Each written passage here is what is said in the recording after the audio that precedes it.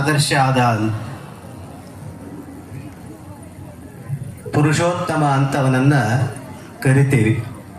ಪುರುಷರಲ್ಲೇ ಉತ್ತಮನಾದವನು ಅಂತ. ಸಾಮಾನ್ಯ ಪುರುಷರಲ್ಲ, ಉತ್ತಮ ಪುರುಷ ಅವನು ಅಂತ. ಅವನು ಅವತಾರ ಪುರುಷ, ಜೊತೆಗೆ ದೈವಿ ಗುಣ ಮತ್ತು ಮಾನವೀಯ ಗುಣ ಎರಡರ ಒಂದು ಮಿಶ್ರಣವಾದಂಥ ಅವನ ಜೀವನ. ಕೇವಲ ದೈವಿ ಗುಣ, ದೇವತಾ ಪುರುಷ ಇದ್ದಾನೆ ಅಂತ ಅಂದ್ಬಿಟ್ರೆ ನಾವೇನು ಅನ್ಕೋತೇವೆ ಅಂತಂದರೆ, ಅವನಿಗೆ ಮಾತ್ರ ಅದು ಸಾಧ್ಯ ಅಂತ ಅನ್ಕೋತೇವೆ. ಆದರೆ ರಾಮನ ಜೀವನವನ್ನು ನಾವು ನೋಡ್ತಾ ಇದ್ದರೆ ಅಲ್ಲಿ ಎಲ್ಲಿಂದಲೂ ಬಂದು ದೈವಿ ಶಕ್ತಿಯಿಂದ ಏನೋ ಪವಾಡಗಳನ್ನು ಮಾಡಿದ್ದನ್ನು ಕಾಣಲ್ಲ. ಒಬ್ಬ ಪುರುಷನಾದವನು ಹೇಗಿರಬೇಕು ಅನ್ನೋದರ ಬಗ್ಗೆ ಅವನೊಂದು ನಮಗೆ ಆದರ್ಶವಾಗಿ ನಿಲ್ತಾನೆ. ರಾಮಾಯಣ ಪ್ರಾರಂಭ ಆಗೋದೇ ಹಾಗೆ. ವಾಲ್ಮೀಕಿ ಮಹರ್ಷಿಗಳು ತಮಸಾ ನದಿ ಹತ್ತಿರ ಸ್ನಾನ ಮಾಡಿ ಬರಬೇಕಾದ್ರೆ ಎರಡು ಕ್ರೌಂಚ್ ಪಕ್ಷಿಗಳು ಮಿಥುನ ಕಾರ್ಯದಲ್ಲಿ ತೊಡಗಿರ್ತವೆ. ಅದನ್ನು ನೋಡ್ತಾ ಇರ್ತಾರೆ. ಅದು ಪ್ರಕೃತಿ ಸಹಜವಾದಂಥ ನಡೆಯುವಂಥ ಕ್ರಿಯೆ. ಆದರೆ ಒಬ್ಬ ಬೇಡ ಒಂದು ಆ ಮಿಲನ ಕ್ರಿಯೆಯಲ್ಲಿ ತೊಡಗಿದಂಥ ಪಕ್ಷಿಯನ್ನು ಹೊಡೆದು ಕೊಲ್ತಾನೆ. ಅದನ್ನು ನೋಡಿದ ತಕ್ಷಣ ವಾಲ್ಮೀಕಿ ಮಹರ್ಷಿಗಳಿಗೆ ಬಹಳ ಒಂದು ವೇದನೆ ಆಗುತ್ತೆ. ಆವಾಗ ಅವರ ಮುಖದಿಂದ ಒಂದು ಶ್ಲೋಕ ಹೊರಬರುತ್ತೆ. ಆ ಶ್ಲೋಕವೇ ರಾಮಾಯಣದ ರಚನೆಗೆ ಅದೇ ಛಂದಸ್ಸಿನಲ್ಲಿ, ಸುಂದರವಾದ ಛಂದಸ್ಸಿನಲ್ಲಿ ಅದು ಮೂಡಿ ಬರುತ್ತೆ. ಅಲ್ಲಿಂದ ಅವರಿಗೆ ಅದೇ ಧ್ಯಾನದಲ್ಲಿ ಹೋಗ್ತಾ ಒಂದು ಯೋಚನೆ ಬರುತ್ತೆ. ಈ ಜಗತ್ತಿನಲ್ಲಿ ಕೋಸ್ಮಿನ್ ಲೋಕೆ ಸಾಂಪ್ರತವಾನ್ ಒಂದು ಪ್ರಶ್ನೆ ಅವರಲ್ಲಿ ಬರ್ತದೆ. ಗುಣವಂತನಾದ ವ್ಯಕ್ತಿ ಅಂದರೆ ಒಬ್ಬ ಪುರುಷನಾದಂಥವನಿಗೆ ಅವನಲ್ಲಿ ಇದು ಇರಬೇಕು ಇದಿಲ್ಲ ಅಂತ ಹೇಳಲೇಬಾರ್ದು. ಎಲ್ಲ ರೀತಿಯಲ್ಲೂ ಪರಿಪೂರ್ಣವಾದಂಥ ಒಬ್ಬ ವ್ಯಕ್ತಿತ್ವ, ಒಂದಷ್ಟು ಗುಣಗಳು, 16 ಗುಣಗಳ ಒಂದು ಪಟ್ಟಿಯನ್ನು ಅವರು ಮನಸ್ಸಿನಲ್ಲಿ ಮಾಡಿಕೊಂಡು ಯೋಚನೆ ಮಾಡ್ತಾ, ಇಂಥ ಒಬ್ಬ ವ್ಯಕ್ತಿ ಜಗತ್ತಿನಲ್ಲಿ ಯಾರಾದರೂ ಇದ್ದಾನಾ ಅಂತ ಅವರೇ ಪ್ರಶ್ನೆ ಮಾಡಿಕೊಂಡು ಕುಳಿತಿರ್ತಾರೆ. ಆವಾಗ ನಾರದರ ಆಗಮನ ಆಗತ್ತೆ. ನಾರದರನ್ನ ಅದೇ ಪ್ರಶ್ನೆಯನ್ನು ಅವರು ಕೇಳ್ತಾರೆ, ಈ ರೀತಿ ಷೋಡಶ ಗುಣ ಸಂಪನ್ನನಾದ ವ್ಯಕ್ತಿ ಯಾರಾದರೂ ಇದ್ದಾರಾ ಅಂತ. ಆವಾಗ ನಾರದರು ಹೇಳ್ತಾರೆ, ಯಾಕಂದರೆ ನಾರದರು ತ್ರಿಲೋಕ ಸಂಚಾರಿಗಳು, ಅವರಿಗೆ ಎಲ್ಲ ಕಡೆಗೂ ಯಾರ್ಯಾರಿದ್ದಾರೆ ಅಂತ, ಯಾರ್ಯಾರು ಸಾಮರ್ಥ್ಯ ಏನು ಅಂತ ಅವರಿಗೆ ಗೊತ್ತು. ಅದಕ್ಕೆ ಅವ್ರು ಕೇಳಿದಾಗ ನಾರದರು ಹೇಳ್ತಾರೆ, ಹೌದು, ಖಂಡಿತವಾಗಿದ್ದಾನೆ ಒಬ್ಬ, ಅವನೇ ಅಯೋಧ್ಯಾಪತಿ ಶ್ರೀರಾಮಚಂದ್ರ. ಅವಾಗ ಇವರಿಗೆ ವಾಲ್ಮೀಕಿ ಮಹರ್ಷಿಗಳಿಗೆ ಆಸಕ್ತಿ ಬಂದು ಆ ರಾಮಾಯಣವನ್ನು, ರಾಮನಲ್ಲಿ ಇರ್ತಕ್ಕಂಥ ಗುಣಗಳನ್ನು ಹೀಗೆ ಭಾವಿಸ್ತಾ ರಾಮನ ಚರಿತೆಯನ್ನು ಅವರು ಬರೆಯೋದಕ್ಕೆ ಪ್ರಾರಂಭ ಮಾಡ್ತಾರೆ. ರಾಮ ಈ ನಾಡಿನ ಒಂದು ಅಸ್ಮಿತೆ ಅಂತಂದರೆ ನಾವೆಲ್ಲ ಹೆಮ್ಮೆ ಪಟ್ಟುಕೊಳ್ಳಬಹುದಾದಂಥ ಒಂದು ವ್ಯಕ್ತಿತ್ವ. ಯಾಕೆ ಅಂತಂದರೆ ಜಗತ್ತಿನಲ್ಲಿ ನಾವು ಎಲ್ಲ ಪ್ರಾಪಂಚಿಕ ವಿಷಯ ವಸ್ತುಗಳಲ್ಲಿ ಓಡಾಡ್ತಿರ್ತಕ್ಕಂಥ ಜನ ನಾವು. ನಮ್ಮಲ್ಲಿ ಗುಣಗ್ರಾಹಿತ್ವ, ಗುಣಗಳನ್ನು ಅರಸುವಂಥದ್ದು, ಗುಣವಂತನಾದ ವ್ಯಕ್ತಿಯನ್ನು ಹುಡುಕುವುದು ಅಥವಾ ನಮಗೆ ಅದು ಭಾವಿಸುವುದು ಕಷ್ಟ. ಆದರೆ ನಾವೆಲ್ಲ ಕೇಳುವಂಥ ಪ್ರಶ್ನೆ ಏನು ಅಂತಂದರೆ, ಯಾರನ್ನಾದರೂ ಹಣವಂತನಿದ್ದಾನ ಅಂತ. ಆದರೆ ವಾಲ್ಮೀಕಿಗಳು ಕೇಳ್ತಾ ಇದ್ದಾರೆ, ಗುಣವಂತನಾದಂಥ ವ್ಯಕ್ತಿ ಯಾರಾದರೂ ಇದ್ದಾರಾ ಅಂತ. ಯಾರು ಹಾಗೆ ಕೇಳ್ತಾರೆ? ಸಜ್ಜನರಾದಂಥವರು ಹಾಗೆ ಕೇಳ್ತಾರೆ. ಸಜ್ಜನರಾದಂಥವರೆಲ್ಲ ಹುಡುಕೋದು ಯಾರನ್ನ? ಒಳ್ಳೆ ವ್ಯಕ್ತಿ ಯಾರಿದ್ದಾನೆ, ಇಂಥ ವ್ಯಕ್ತಿ ಯಾರಿದ್ದಾನೆ, ಇಂಥ ವ್ಯಕ್ತಿ ಯಾರಿದ್ದಾನೆ ಅಂತ.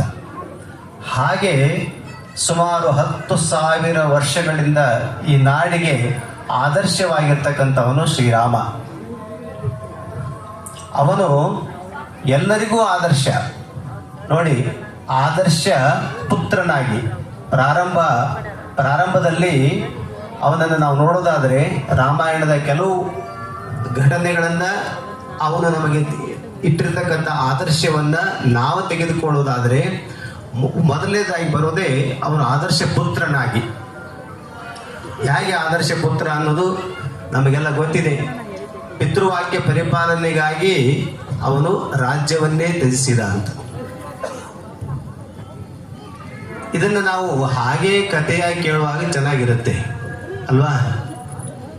ಯಾರಾದರೂ ನೋಡಿ, ನಾಳೆ ಪಟ್ಟಾಭಿಷೇಕ ಇದೆ, ಹಿಂದಿನ ರಾತ್ರಿ ಅವನಿಗೆ ನೀನು 14 ವರ್ಷ ವನವಾಸಕ್ಕೆ ಹೋಗಬೇಕು ಅಂತ ಆಜ್ಞೆ ಬರುತ್ತೆ.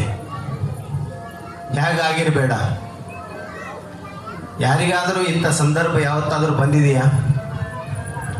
ನಾಳೆ ಅಯೋಧ್ಯೆ ಅಂತಂದ್ರೆ ನಾವು ಕೇವಲ ಈಗಿರ್ತಕ್ಕಂಥ ಒಂದು ಪ್ರದೇಶ ಅಂತ ತಿಳ್ಕೊಬಾರ್ದು. ಇಡೀ ಭರತಖಂಡದ ರಾಜಧಾನಿ ಅಯೋಧ್ಯಾಪತಿ ಆಗುವುದಂತಂದ್ರೆ ನೋಡಿ, ಈಗಲೂ ನಾವು ಸಂಕಲ್ಪ ಮಾಡಬೇಕಾದ್ರೆ ಮಂತ್ರ ಹೇಳ್ತೇವೆ, ಭರತಖಂಡೇ ಭರತವರ್ಷೆ ರಾಮಕ್ಷೇತ್ರ ಅಂತ ಹೇಳ್ತೀವಿ. ರಾಮಕ್ಷೇತ್ರ ಇವತ್ತಿಗೂ ಕೂಡ ಇದೆಲ್ಲ ರಾಮಕ್ಷೇತ್ರ, ನಮ್ಮದೇನಿಲ್ಲ. ಇಲ್ಲಿ ಎಲ್ಲ ಅವನದೇ ಕ್ಷೇತ್ರ, ನಾವು ಅವನ ಕ್ಷೇತ್ರದಲ್ಲಿ ವಾಸ ಮಾಡ್ತಾ ಇದ್ದೇವೆ. ಹಾಗೆ ನಾಳೆ ಪಟ್ಟಾಭಿಷೇಕ ಇದೆ ಅಂತ ಹೇಳಿದ್ರೆ ಇವತ್ತು ಸಂಜೆ ಅವನಿಗೆ ಬರ್ತದೆ ವಾರ್ತೆ, ನಾಳೆ ನೀನು ವನವಾಸಕ್ಕೆ ಹೋಗಬೇಕು, ಭರತನಿಗೆ ಪಟ್ಟಾಭಿಷೇಕ ಆಗಬೇಕು ಅಂತ. ರಾಮಾಯಣ ಕಲಿಸುವಂಥ ಪಾಠ ಇದೆಯಲ್ಲ, ಬಹಳ ಅದ್ಭುತವಾದಂಥ ಪಾಠಗಳು. ಆದರೆ ನಮ್ಮ ದೌರ್ಭಾಗ್ಯ ಏನು ಅಂತಂದರೆ, ರಾಮಾಯಣವನ್ನು ಹೇಳಿದರೆ ಅದು ಕೋಮುವಾದ ಅಂತ. ಜನರಿಗೆ ಎಂಥ ಕೆಟ್ಟ ಭಾವನೆಗಳನ್ನು ನಮ್ಮನ್ನು ಆಳುವವರು ತುಂಬುತ್ತಾ ಇದ್ದಾರೆ ಅಂತಂದರೆ, ರಾಮಾಯಣದ ಬಗ್ಗೆ ಪಠ್ಯದಲ್ಲಿ ಏನಾದರೂ ಹಾಕಿದರೆ ಅದು ಕೋಮುವಾದ ಆಗುತ್ತೆ ಅಂತ. ಎಂತೆಂಥ ಮೂರ್ಖರೆಲ್ಲ ನಮ್ಮನ್ನು ಆಳಿದ್ದಾರೆ ನೋಡಿ. ರಾಮಾಯಣವನ್ನು ಓದೋದ್ರಿಂದ ಇನ್ನೇನೇನೋ ಕೆಲವರು ಏನೇನೋ ಮಾತಾಡ್ತಾರೆ ರಾಮಾಯಣದ ಬಗ್ಗೆ. ನಮಗೆ ಭಾವನೆಗಳು ಹೆಂಗಿದೆ, ಆಡು ಭಾಷೆಯಲ್ಲೂ ಕೂಡ ನಾವು ಯಾರಾದರೂ ಏನಾದರೂ ಬಹಳ ಹೇಳ್ತಾ ಇದ್ರೆ ಬಿಡೋದಿಲ್ಲ ರಾಮಾಯಣ ಅಂತೇವಿ ಅಲ್ವಾ? ರಾಮಾಯಣ ಅಂತಂದ್ರೆ ಕೇಳೋದಕ್ಕೆ ಆಗದೆ ಇರ್ತಕ್ಕಂಥದ್ದು, ಕೇಳಬಾರದಂಥದ್ದು ಅನ್ನೋಂಥ ಭಾವನೆ ಬರುವಂತಾಗಿದೆ. ಆದರೆ ರಾಮಾಯಣ ಮಹಾ ಆದರ್ಶಗಳನ್ನು ನಮ್ಮಲ್ಲಿ ಮನುಷ್ಯನ ಎಲ್ಲ ಸಾಧ್ಯತೆಗಳು, ಮನುಷ್ಯನ ಎಲ್ಲ ಗುಣಗಳು ಅಲ್ಲಿ ವ್ಯಕ್ತವಾಗಿದ್ದನ್ನು ಕಾಣ್ತೇವೆ. ನೋಡಿ, ಎಲ್ಲೇ ಒಂದು ಇಂಥ ಘಟನೆಗಳು ಆಗಬೇಕು ಅಂತಂದರೆ ಮಂಥರೆ ಅಂತಂಥವರು ನಮ್ಮ ಒಳಗೆ ಇರ್ತಾರೆ. ಮನೆಯಲ್ಲಿ ಕಲಹ ಆಗ್ತಾ ಇದೆ ಅಂತಂದರೆ ಮಂಥರೆ ಅಂತ ಒಬ್ಬಳು ಬರ್ತಾಳೆ, ನಿಮಗೆಲ್ಲ ಗೊತ್ತಿದೆ, ಕತೆ ಪೂರ್ಣ ಹೇಳಕ್ಕೆ ಹೋಗೋದಿಲ್ಲ. ಅವಳೇನು ಮಾಡಿದ್ಲು, ಕೈಕೇಯಿಗೆ ಏನು ಹೇಳಿಕೊಟ್ಲು, ಕೈಕೇಯಿ ರಾಮನನ್ನು ತನ್ನ ಪ್ರಾಣಕ್ಕಿಂತ, ತನ್ನ ಮಗ ಭರತನಿಗಿಂತ ಹೆಚ್ಚು ಪ್ರೀತಿಸ್ತಾ ಇದ್ದಂಥ ಕೈಕೇಯಿಗೆ ರಾಮನ ಮೇಲೆ ಈ ಭಾವನೆ ಬರುವಂತೆ, ಅಂದರೆ ಅವನು ವನವಾಸಕ್ಕೆ ಹೋಗಬೇಕು, ಭರತನಿಗೆ ಪಟ್ಟಾಭಿಷೇಕ ಆಗಬೇಕು ಅನ್ನೋಂಥ ಹೇಳುವಂಥ ರೀತಿಯಲ್ಲಿ ಬರುತ್ತೆ ಅಂತಂದರೆ ಹೇಗಿದೆ ಮನುಷ್ಯನ ಗುಣಗಳ ವಿಡಂಬನೆ. ನೋಡಿ ಹೇಗೆ ಮನುಷ್ಯರು ಚೇಂಜ್ ಆಗ್ತಾರೆ, ಬದಲಾವಣೆ ಆಗ್ತಾರೆ. ಇದೆಲ್ಲವನ್ನು ಮಕ್ಕಳಿಗೆ ಹೇಳಿಕೊಟ್ರೆ ಏನಾಗುತ್ತೆ, ಅವರಿಗೆ ಜೀವನದಲ್ಲಿ, ಕುಟುಂಬದಲ್ಲಿ ಬರ್ತಕ್ಕಂಥ ಸಮಸ್ಯೆ, ಸಮಾಜದಲ್ಲಿ ಬರ್ತಕ್ಕಂಥ ಸಮಸ್ಯೆ, ಅವುಗಳನ್ನೆಲ್ಲ ಎದುರಿಸಿಯೂ ಕೂಡ ನಾವು ಒಬ್ಬ ಗುಣವಂತರಾಗಿ ಸಮಾಜದಲ್ಲಿ ಪ್ರತಿಷ್ಠಾಪಿತರಾಗುವುದು ಹೇಗೆ ಅಂತ ಒಂದು ಪಾಠ ಸಿಗುತ್ತೆ. ಆದರೆ ಅವುಗಳೆಲ್ಲ ಹೇಳ್ಕೊಡೋದು ಶಿಕ್ಷಣ ಅಲ್ಲ ಅಂತ ನಮ್ಮ ಕಲ್ಪನೆ. ನಮಗೆ ಉಪಯೋಗ ಬಾರದಿರ್ತಕ್ಕಂಥ ವಿಷಯಗಳನ್ನೆಲ್ಲ ಹೇಳೋದು ಅದು ಶಿಕ್ಷಣ ಅಂತ. ಅವನಿಗೆ ನಮಗೂ ಉಪಯೋಗ ಬಂದಿರಬಾರ್ದು, ಸಮಾಜಕ್ಕೂ ಉಪಯೋಗ ಬಂದಿರಬಾರ್ದು, ಆದರೂ ನಾವು ಭಾಳ ದೊಡ್ಡ ಬುದ್ಧಿವಂತರಂತ ಓಡಾಡ್ತಿರ್ಬೇಕು. ಇದು ಇವತ್ತಿನ ಶಿಕ್ಷಣ. ಆದರೆ ರಾಮಾಯಣವನ್ನು ಓದೋದ್ರಿಂದ ಮನುಷ್ಯ ಸುಸಂಸ್ಕೃತನಾಗ್ತಾನೆ. ಅವನಿಗೆ ತನ್ನ ತಂದೆ ತಾಯಿಗಳ ಜೊತೆಗೆ ಹೇಗೆ ಬದುಕಬೇಕು ಅಂತ ಗೊತ್ತಾಗುತ್ತೆ. ನೋಡಿ 4 ಜನ ಅಣ್ಣ ತಮ್ಮಂದಿರಿದ್ರಲ್ಲ, ಎಂಥ ಪರಮ ಪ್ರೀತಿ, ಆದರ್ಶ ಸೋದರರವರು. ಜಗತ್ತಿನಲ್ಲಿ ಇವತ್ತು ಯಾವುದೇ ಅದನ್ನೇನಾದರೂ ಮನೆಗಳಲ್ಲಿ ಅವಾಗಿನಿಂದ ಹೇಳ್ತಾ ಬಂದಿದ್ದಕ್ಕೆ ಕೆಲವೊಂದಷ್ಟು ವರ್ಷಗಳವರೆಗೆ ಕೌಟುಂಬಿಕ ವ್ಯವಸ್ಥೆಯಲ್ಲಿ ಅಣ್ಣ ತಮ್ಮಂದಿರು ಪರಸ್ಪರ ಗೌರವವನ್ನು ಬದುಕುವಂಥ ವ್ಯವಸ್ಥೆ ಇತ್ತು. ಯಾವಾಗ ರಾಮಾಯಣ ಹೇಳಿದ್ಬಿಟ್ಟು ರಾಮಾಯಣ ಸರಿ ಇಲ್ಲ, ಮಹಾಭಾರತ ಹಾಗೆ ಹೀಗೆ ಏನೇನೋ ಹೇಳ್ತಿರ್ತಾರೆ. ನಾನು ಅದನ್ನೆಲ್ಲ ಹೇಳೋಕೆ ಹೋಗಲ್ಲ, ಯಾಕಂದರೆ ಅವರಿಗೆ ನಾವು ಜಾಸ್ತಿ ಇಂಪಾರ್ಟೆನ್ಸ್ ಕೊಟ್ಟಂಗೆ ಆಗ್ತದೆ. ಆದರೆ ನಿಮಗೆಲ್ಲ ಅದನ್ನು ಕೇಳಿರ್ತೀರಿ ಅಲ್ಲಲ್ಲಿ. ಆ ರೀತಿ ಭಾವನೆಗಳನ್ನ ಹೇಳಿದ್ರಿಂದ ನಮಗೆ ಆ ಕಡೆಗೆ ಯಾವ ಮೌಲ್ಯಗಳು ಗೊತ್ತಾಗಲಿಲ್ಲ. ಈ ಕಡೆಗೆ ಹೋಗಲಿ ಆ ಪಾಶ್ಚಿಮಾತ್ಯರಲ್ಲಿರ್ತಕ್ಕಂಥ ಒಂದು ಪ್ರಾಮಾಣಿಕ ಭಾವನೆ, ಅವರ ಪ್ರಾಮಾಣಿಕ ಸಾರ್ವಜನಿಕ ಜೀವನದಲ್ಲಿರ್ತಕ್ಕಂಥ ಪ್ರಾಮಾಣಿಕ ಭಾವನೆ ಅದನ್ನಾದರೂ ಹೇಳಿದೀವ, ಅದೂ ಇಲ್ಲ. ಆ ಕಡೆಗೆ ನಾವು ಪಾಶ್ಚಿಮಾತ್ಯರಲ್ಲಿರ್ತಕ್ಕಂಥ ದೋಷಗಳೇನಿದಾವೋ ಆ ದೋಷಗಳನ್ನು ಇವತ್ತು ನಮ್ಮ ಮಕ್ಕಳು ಕಲಿತಾ ಇದ್ದಾರೆ. ನಮ್ಮಲ್ಲಿ ಏನು ದೋಷ ಅದನ್ನು ದೋಷಗಳು ಕಲಿತಾ ಇರುತ್ತೆ. 2 ದೋಷಗಳೇ ಕಲಿತಾ ಇದ್ದಾರೆ ಹೊರತು ಅಲ್ಲಿದು ಗುಣ ಇಲ್ಲ, ಇಲ್ಲದು ಒಳ್ಳೆ ಗುಣಗಳು ಯಾವುದು ಕೇಳ್ತಾ ಇಲ್ಲ, ನಮ್ಮ ಮಕ್ಕಳಿಗೆ ಅದನ್ನು ಕೊಡ್ತಾ ಇಲ್ಲ. ಹಾಗಾಗಿ ನಮ್ಮ ಸಮಾಜ ಇವತ್ತು ನೋಡಿ, ಯಾರಾದರೂ ಒಬ್ಬ ತಂದೆ ಹೀಗೆ ಹೇಳಿದಾನ ತಕ್ಷಣ ಇವತ್ತು ಯಾರಾದರೂ ಮಕ್ಕಳು ಹಾಗೆ ಮಾಡೋಕ್ಕೆ ಸಾಧ್ಯ ಇದೆಯಾ? ನಾಳೆ ನೀನು ವನವಾಸಕ್ಕೆ ಹೋಗಬೇಕು ಅಂತೇಳಿ ಪಟ್ಟಾಭಿಷೇಕ ಆಗು ಹಿಂದಿನ ದಿನ ಹೇಳಿದರೆ ರಾಮ ಅದನ್ನು ಪಿತೃವಾಕ್ಯ ನಾನು ಪಾಲನೆ ಮಾಡಲೇಬೇಕು ಅಂತ ಹೋಗ್ತಾನೆ ಅಂತಂದರೆ, ಇವತ್ತು ತಂದೆ ತಾಯಿಗಳಿಗೆ ಗೌರವ ಕೊಡ್ತಾ ಇಲ್ಲ, ಹಾಗಾಗ್ತಾ ಇದೆ ಹೀಗಾಗ್ತಾ ಇದೆ. ಇವತ್ತಿನ ಕೌಟುಂಬಿಕ ವ್ಯವಸ್ಥೆ ನೋಡ್ತಾ ಇದ್ದೇವೆ. ಯಾರೋ ಮೊನ್ನೆ ಹೇಳ್ತಾ ಇದ್ರು, ಅವರು ಅಮೇರಿಕಾದಲ್ಲಿದ್ದಾರಂತೆ ಮಕ್ಕಳು, ತಂದೆ ಇಲ್ಲಿ ಯಾವುದೋ ಒಂದು ಬ್ಯಾಂಕಲ್ಲಿ ಕೆಲಸ ಮಾಡ್ತಿದ್ರು, ಅವರು ರಿಟೈರ್ಮೆಂಟ್ ಆಗಿ ಅವರಿಗೆ ತಮ್ಮ ಬಂದಂಥ ಸಂಬಳದಲ್ಲಿ ಹೇಗೋ ಜೀವನ ಮಾಡ್ತಾಯಿದ್ರು. ಆದರೆ ಕಾಯಿಲೆ ಬಂತು. ಕಾಯಿಲೆ ಬಂದಿದಂತೆ ಗೊತ್ತಾಗಿ ಅವ್ರ ಮಕ್ಕಳಿಗೆ ಹೇಳಿದರೆ ಅವ್ರಿಗೆ ಬರೋದಕ್ಕೆ ಸಾಧ್ಯ ಆಗ್ತಾ ಇಲ್ಲ. ಅವ್ರು ಹೇಳ್ತಾ ಇದ್ದಾರಂತೆ, ಅಲ್ಲಿಂದಲೇ ಎಲ್ಲ ನೀವೇ ಮಾಡಿಬಿಡಿ, ಡಾಕ್ಟ್ರಿಗೆ ಎಷ್ಟು ಬೇಕೋ ಹಾಸ್ಪಿಟ್ಲ್ ಬಿಲ್ ಕೊಡ್ತೇವೆ, ಅವ್ರು ಒಂದು ವೇಳೆ ಸತ್ತು ಹೋದರೆ ಅವ್ರ ಅಂತ್ಯಕ್ರಿಯೆ ಮಾಡೋಕ್ಕೂ ಕೂಡ ದುಡ್ಡು ಕಳಿಸ್ತೀವಿ ಅಂತಾರಂತೆ. ತಂದೆ ತಾಯಿಗಳ ಬಗ್ಗೆ ಈ ಒಂದು ಧೋರಣೆ ಸಮಾಜದಲ್ಲಿ ಬರೋದಕ್ಕೆ ಕಾರಣ ಏನು ಅಂತಂದರೆ, ರಾಮಾಯಣವನ್ನು ನಮ್ಮ ಮಕ್ಕಳಿಗೆ ಬೋಧನೆ ಮಾಡದೇ ಇರೋದೇ ಕಾರಣ. ಮಾಡಿದರೆ ನಮ್ಮ ಪ್ರತಿಯೊಬ್ಬ ಮನೆಯಲ್ಲೂ ಕೂಡ ರಾಮ ಇರ್ತಿದ್ದ. ಹೋಗಲಿ, ರಾಮನಷ್ಟು ಆದರ್ಶ ಆಗಿಲ್ಲ ಅಂತಂದ್ರೆ ಅವನಿಗೆ ಷೋಡಶ ಗುಣ ಸಂಪನ್ನ ಅಂತ ಹೇಳ್ತೇವೆ, ಅವನು ಪರಿಪೂರ್ಣ. ಆದರೆ ನಮ್ಮಲ್ಲಿ 1% ಆದರೂ ಆ ಗುಣ ನಮ್ಮಲ್ಲಿ ಬಂದರೆ ಸಮಾಜ ತನ್ನಿಂತಾನೇ ಒಂದು ರಾಮರಾಜ್ಯ ಅಂತ ಹೇಳಿದ್ರಲ್ಲ, ಹಾಗಾಗುವುದಕ್ಕೆ ಸಾಧ್ಯ ಇದೆ. ರಾಮ ನೋಡಿ ಹೇಳ್ತಾರೆ, ವಾಲ್ಮೀಕಿ ಮಹರ್ಷಿಗಳು ವರ್ಣಿಸ್ತಾರೆ,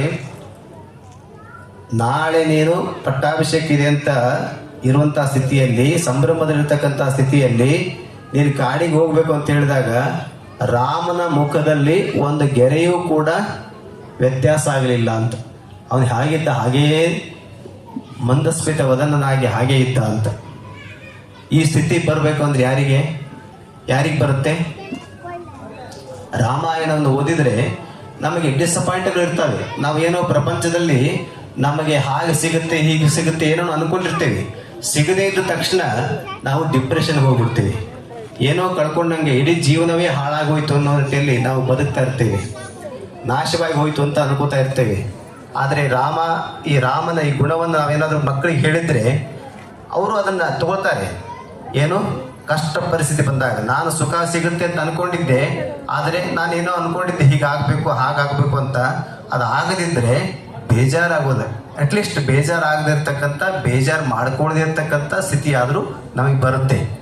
ಇಲ್ಲಾಂದರೆ ಇವತ್ತು ನೋಡಿ ಎಷ್ಟು ಮಕ್ಕಳು ಎಲ್ಲ ಈಗ ಸೆಕೆಂಡ್ PU ಎಲ್ಲ ರಿಸಲ್ಟ್ ಆಗಿರ್ಬೋದು, SSLC ರಿಸಲ್ಟ್ ಆಗಿರ್ಬೋದು, ಅಲ್ಲಿ ಆಗಿರ್ಬೋದು, ಅಥವಾ ಸಾಮಾನ್ಯ ಪ್ರತಿನಿತ್ಯದ ಜೀವನದಲ್ಲಿ ತಂದೆ ಏನೋ ಒಂದು ಕೊಡಿಸ್ತಾನೆ ಅಂತ ಹೇಳಿರ್ತಾನೆ, ಕೊಡಿಸ್ಲಿಲ್ಲ ಅಂದ ತಕ್ಷಣ ಇವತ್ತು ಎಷ್ಟು ಜನ ಕೇವಲ ಮೊಬೈಲ್ ಕೊಡಿಸ್ಲಿಲ್ಲ, ಬೈಕ್ ಕೊಡಿಸ್ಲಿಲ್ಲ ಅಂತ ಆತ್ಮಹತ್ಯೆ ಮಾಡ್ಕೊಂಡಿರ್ತಕ್ಕಂಥ ಹುಡುಗರು ಎಷ್ಟು ಜನ ಇದ್ದಾರೆ. ಅಂದರೆ ಮಕ್ಕಳಿಗೆ ನಾವು ಶಿಕ್ಷಣವನ್ನು ಕೊಡ್ತಾ ಇಲ್ಲ, ಅವರಿಗೆ ಟ್ರೈನಿಂಗ್ ಕೊಡ್ತಾ ಇಲ್ಲ, ಈ ಮೌಲ್ಯಗಳನ್ನು ಹೇಳ್ತಾ ಇಲ್ಲ.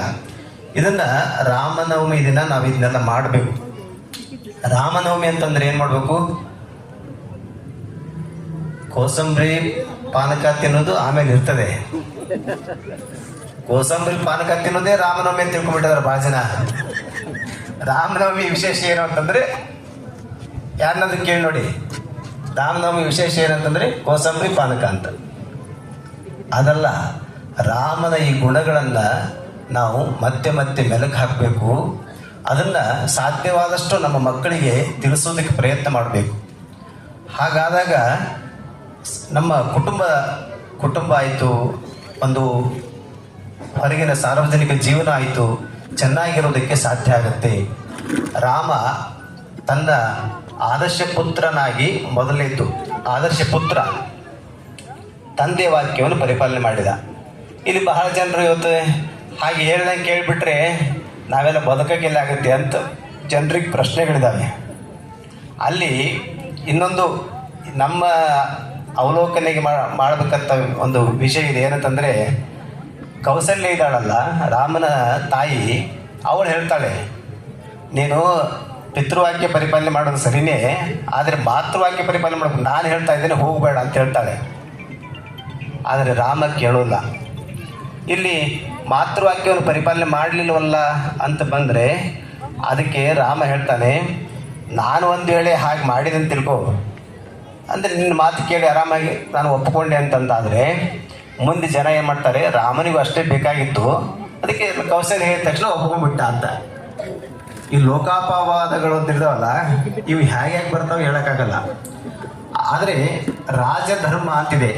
ರಾಜನ ಮಗನಾಗಿ ಅವನು ಈಗ ರಾಜಧರ್ಮವನ್ನೇ ಪಾಲನೆ ಮಾಡಬೇಕಾಗಿದೆ. ಅದು ಜಗತ್ತಿಗೆ ಆದರ್ಶ ಆಗಬೇಕು ಅಂತಂದರೆ ಹಾಗೆ ತನಗೆ ಎಷ್ಟೇ ಸಂಕಷ್ಟ ಬಂದರೂ ಕೂಡ, ತನಗೇನೇ ಕಷ್ಟ ಬಂದರೂ ಕೂಡ ಆದರ್ಶಕ್ಕಾಗಿ ತನ್ನ ಜೀವನವನ್ನು ಅವನು ಯಾವುದಕ್ಕೂ ಅಲ್ಲಿ ಎರಡನೇ ಆಲೋಚನೆ ಮಾಡಬಾರ್ದು, ಅದಕ್ಕೋಸ್ಕರ ಬದ್ಧನಾಗಿರಬೇಕು ಅನ್ನೋದನ್ನು ರಾಮ ನಮಗೆ ತೋರಿಸ್ತಾನೆ. ಆ ನಂತರ ಒಬ್ಬ ಆದರ್ಶ ಪತಿ, ಇದನ್ನು ಬಹಳ ಜನ ಒಪ್ಕೊಳ್ಳೋಲ್ಲ ಅಲ್ವಾ. ರಾಮ ಒಬ್ಬ ಆದರ್ಶ ಪತಿಯಾಗಿದ್ದ ಅಂತ ಹೇಳಿದ್ರೆ ಯಾರು ಒಪ್ಕೋತಾರ? ಸೀತೆಗೆ ಎಷ್ಟು ಕೊಡಬಾರ್ದು ಕಷ್ಟ ಕೊಟ್ಬಿಟ್ಟ ಅಲ್ವಾ. ಸೀತೆಯನ್ನ ಗರ್ಭಿಣಿಯಾಗಿದ್ದ ಸೀತೆಯನ್ನ ಕಾಡಿಗಟ್ಟಿಬಿಟ್ಟಲ್ಲ, ಅವನೇ ಹೇಗೆ ಆದರ್ಶ ಪತಿ ಆಗ್ತಾನೆ ಅಂತ ಬಹಳ ಜನರಿಗೆ ಅನಿಸುತ್ತೆ.